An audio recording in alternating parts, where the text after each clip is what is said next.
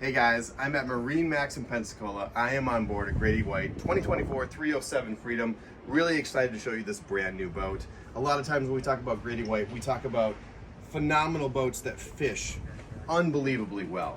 This time we're on the 307 Freedom. We've got this set up for the family and the friends to go cruising. Got the fish box here, open and available. That's gonna be insulated. Plenty of drinks room in there. You can close that up. I've got the rear seat down.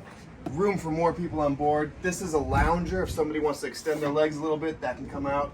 The dive door there for people to jump on and off the boat. I've got the table up.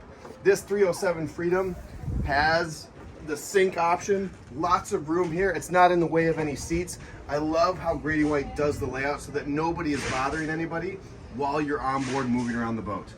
Sure shade up above, just in case anybody wants some more shade.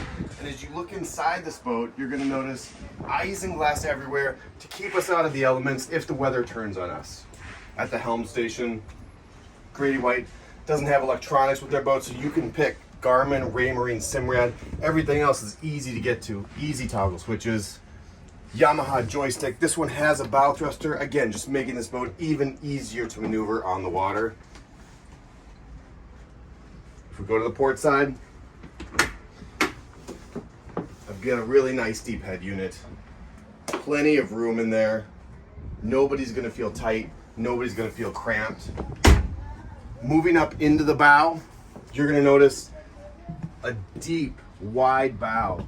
This boat is 10 feet 7 inches wide, and Grady-White does a really good job of giving you access to all of that width. Again, this was a 2024 Grady-White 307 Freedom. If you have any questions about this boat or any other boats that we have in inventory, we are always open at MarineMax.com.